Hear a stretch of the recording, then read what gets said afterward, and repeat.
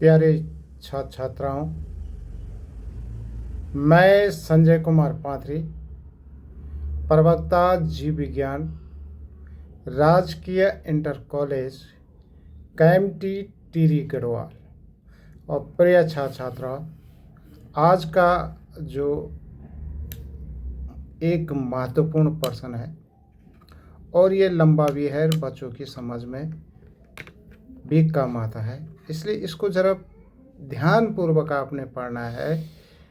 कई बार बोर्ड की परीक्षा में आता है कि आवृत्ति बीजी एंजियोस्पर्म में मादा युग्मकोद्भिद फीमेल गैमेटोफाइट के विकास एवं द्विनिषेचन का वर्णन कीजिए। और कई बार बोर्ड की परीक्षा में आता है कि परिपक्व भ्रूणकोश का नामांकित चित्र बनाइए, या ऐसा भी आ सकता है कि एक स्वच्छ एवं साफ सुथरे चित्र की द्वारा परिपक्व मादा युग्मकोद्भिद, जिसको फीमेल गैमेटोफाइट के 7 कोशीय 8 न्यूक्लिएट केंद्रक की व्याख्या कीजिए। अब इस प्रकार के जो प्रश्न आते हैं तो उसमें हमने जो लिखना है, स्त्री केसर सबको पता है, गुरु बीजाणुधानी को कहते हैं मेगा स्पोरेंजियम, बीजांड तथा भ्रूणकोश, ओव्यूल एंड इम्ब्रोसियक। जायांग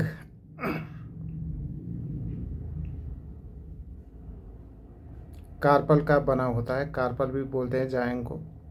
और जायांग के जो है मुख्य, जो अगर हम जायांग का अध्ययन करते हैं तो जायांग, अगर हम जब जायांग के बारे में पढ़ेंगे तो जायांग गायनोसियम कहते हैं, और ये एक अंडपी जिसको हम मोनोकार्पली और मल्टीकार्पिलेरी, एक पुष्प में केवल एक स्त्री केसर है, तो एक अंडपी मोनोकार्पिलेरी गायनोसियम, ये जायंग है। बहुअंडपी मल्टीकार्पिलेरी गायनोसियम, यदि एक फूल में एक से अधिक स्त्री केसर है तो इसे हम बहुअंडपी कहते हैं। अब प्रत्येक स्त्री केसर के 3 भाग होते हैं। स्त्री केसर का आपने डायग्राम देखा होगा, तो एक तो इसमें प्रत्येक स्त्री केसर के 3 भाग होते हैं, स्टिग्मा, स्टाइल और ओवरी। अब बेटो, स्टिग्मा सुराई के आकार की इस स्थान पर परागकण अवतरण मंच लैंड करते हैं, ये आते हैं, और उसे हम स्टिग्मा कहते हैं। ये रासायनिक पदार्थ स्रावित करके पोलेन ग्रेन इस स्थान पर अंकुरण करते हैं। अब उसके नीचे अगर हम देखें, स्टाइल वर्तिका के नीचे का दीर्घीकृत जो पतला भाग होता है, जो वर्तिका के नीचे पाया जाता है। अब आती है बारी अंडाशय, जिसको ओवरी कहते हैं। स्त्री केसर का जो आधार का भाग फूला हुआ होता है उसे हम अंडाशय कहते हैं। और अंडाशय के अंदर, अब यहाँ पर ध्यान देने की बात है, एक गर्भाशयी गुहा कोष्ठक, यह हम ये भी कह सकते हैं कि गर्भाशय गुहा की जो कोष्ठक, अंडाशय के अंदर जो गुहा होती है उसको हम कोष्ठक लोक्यूल कहते हैं। अब आती है बात प्लेसेंटा की, अपरा भी कहते हैं इसको हिंदी में। गर्भाशयी गुहा के अंदर की ओर। अपरा एक अपरा जैसी संरचना प्लेसेंटा कहते हैं, और जिसको हम नाड भी होता है। फानिकिल प्लेसेंटा अपरा के अंदर एक छड़ माने डंडी निकलती है, और जिसको हम बीजांड वृंत या फानिकिल कहते हैं। इतनी चीज़ें तुम्हारे ध्यान से सुन लिया होगा, और इसको समझना है। और इसको हम किस प्रकार समझे? एक अंडाशय के अंदर एक बीजांड की संख्या एक है, तो ये किस किस में पाया जाता है? उदाहरण गेहूं में, धान में और आम में। और एक अंडाशय के अंदर बहुत से अनेक बीजांड पाए जाते हैं। उदाहरण पपीता, तरबूज और ऑर्किड। अब आती है बीजांड के बारे में, ओव्यूल के बारे में।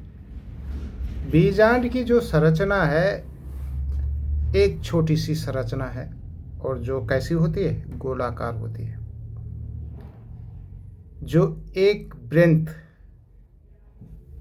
डंठल, जिसे हम बीजांड वृंत कहते हैं, प्लेसेंटा या अपरा गर्भाशयी गुहा के अंदर उपस्थित होता है। अभी ये भी आपके ध्यान में आ गया होगा। अपरा से ऊपर की ओर एक डंठल है जो ओव्यूल से जुड़ा होता है, बीजांड से जुड़ा होता है, जिसे हम हाइलम कहते हैं। हाइलम तथा बीजांड एवं बीजांड वृंत के संधि बिंदु, जहाँ पर जंक्शन का प्रतिनिधित्व करती है, जहाँ पर इंटुगमेंट नहीं पाया जाता। अब बीजांड में जहाँ पर इंटुगमेंट्स नहीं पाया जाता है, उस तरफ के सिरे को माइक्रोपाइल कहते हैं। ये ध्यान देने की बात है। तो जहाँ पर इंटुगमेंट्स नहीं पाए जाते हैं, तो और माइक्रोपाइल के ठीक अपोजिट में क्या पाया जाता है? चैलिजा। ये भी ध्यान देने की बात है, और इसको अच्छे ढंग से मैं आपको धीरे धीरे पढ़ा रहा हूँ, और इसको समझना है। एक बार एनसीईआरटी की किताब को अच्छे ढंग से पढ़ना है। अब आती है बात अध्यावरण, जिसको हम इंटुगमेंट्स कहते हैं। बीजांड काय, जिसको न्यूक्लियस कहते हैं, के चारों ओर का जो आवरण होता है कहलाता है। और अध्यावरण दो प्रकार के होते हैं। एक बाहर की तरफ होता है, उसको हम आउटर इंटुगमेंट्स, और जो अंदर की तरफ होता है उसको इनर इंटुगमेंट कहते हैं। अब एक एक पर के जो इसके अंतर्गत क्या क्या पाए जाते हैं। फनिकल के नीचे ऊपर हाइलम या फनिकल जिस स्थान पर ओव्यूल से जुड़ता है उसे हम क्या कहते हैं? हाइलम कहते हैं। माइक्रोपाइल जहाँ पर इंटुगमेंट का खाली स्थान होता है, वहाँ पर ओव्यूल के उस स्थान को माइक्रोपाइल बीजांड द्वार कहते हैं, जहाँ पर इंटुगमेंट नहीं होता बीजांड के। और हमने कहा चैलिजा बीजांड द्वार के ठीक विपरीत, ठीक अपोजिट की तरफ चैलिजा कहते हैं। अब इसी में एक बीजांड काय होता है, जिसे न्यूक्लियस। बीजांड का मुख्य शरीर पैरेन्काइमा टिश्यू, जिसको हम मृदु ऊतक का बना होता है, और जिसे हम क्या कहते हैं? बीजांड काय कहते हैं। और बीजांड काय की केवल एक सेल ही क्रियाशील होती है। ये भी ध्यान देने की बात है, बहुत इंपॉर्टेंट पॉइंट है। न्यूक्लियस बीजांड काय की केवल एक सेल ही क्रियाशील होती है, बाकी सेल क्या होती है? निष्क्रिय होती है। यहाँ पर बहुत इम्पोर्टेंट पॉइंट है। न्यूक्लियस की जो कोशिका क्रियाशील होती है, एक्टिव होती है, उसी में अर्धसूत्री विभाजन, रिडक्शन डिवीजन होता है और उसी कोशिका को मेगा स्पोर मदर सेल, गुरु बीजाणु मात्र कोशिका कहते हैं। अब गुरु बीजाणु जनन, गुरु बीजाणु मात्र कोशिका से गुरु बीजाणुओं की रचना का परक्रम को, प्रोसेस को मेगा स्पोरोजेनेसिस कहते हैं। अब हमने क्या करना है, इसको अच्छे ढंग से पढ़ना है। ये ज़रा लंबा चैप्टर है। बीजांड पर एक अकेले गुरु बीजाणु मात्र कोशिका, जिसको हम कहते हैं मेगा स्पोर मदर सेल, कोशिका से बीजांड काय के बीजांड द्वार क्षेत्र में विलग होते हैं। और ये एक बड़ी कोशिका है जिसमें जीव द्रव्य में समाहित रहती है और एवं इसमें सुस्पष्ट केंद्रक पाया जाता है। अब जो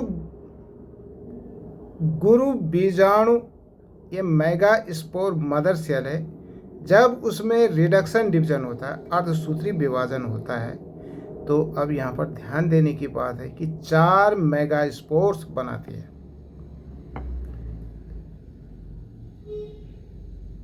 यह उत्पादन करती है, ये फीमेल गैमेटोफाइट। अब फीमेल गैमेटोफाइट अधिकांश पुष्पीय पदार्थों में मेगा स्पोरों में से जो क्रियाशील गुरु बीजाणु स्त्री मादा युग्मकोद्भिद भ्रूणकोश के रूप में, एम्ब्रोसेक के रूप में क्या हो जाती है, विकसित हो जाती है। एक अकेले गुरु बीजाणु, एक अकेले मेगास्पोर से भ्रूणकोश बनने की क्रिया विधि को मोनोस्पोरिक एक विकास बीजाणुज कहा जाता है। जो अकेला क्रियाशील फंक्शनल मेगास्पोर होता है, यह हमेशा क्या होता है, अगुणित होता है, आकार में बढ़ने लगती है और समसूत्रीय विभाजन प्रारंभ कर देता है। और इसमें 3 समसूत्रीय विभाजन होते हैं। पहला जो समसूत्रीय विभाजन होता है, 2 सेल बनती है। फिर दूसरा समसूत्रीय विभाजन होता है, फिर 4 सेल बनती है और इस प्रकार से 8 सेल बनती है। और आपकी एनसीईआरटी की किताब में बहुत ही सुंदर डायग्राम दिखा रखा है। एक सेल दिखा रखी है, उसमें बीजांड के अंग लिखा हुआ है उसमें। और पहला जो अर्धसूत्री विभाजन होता है उसमें गुरु बीजाणु मात्र कोशिका, फिर दूसरा अर्धसूत्री विभाजन 2 कोशिका दिखा रखी है उसमें, फिर गुरु बीजाणु चतुष्क की संरचना और इस प्रकार 2 सेल, फिर 4 सेल, फिर 8 सेल और फिर माने गुरु बीजाणु मात्र कोशिका 2n होती है।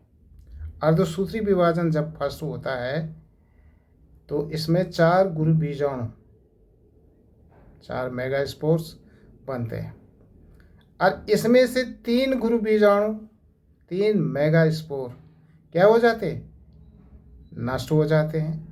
और एक सक्रिय गुरु बीजाणु जो बनता है, इसी को हम मोनोस्पोरिक मेगास्पोर कहते हैं। ये फिर क्या करता है, डेवलपमेंट होता है, इसका विकास होता है और भ्रूणकोश की प्रथम कोशिका में केंद्रक में समसूत्री विभाजन होता है।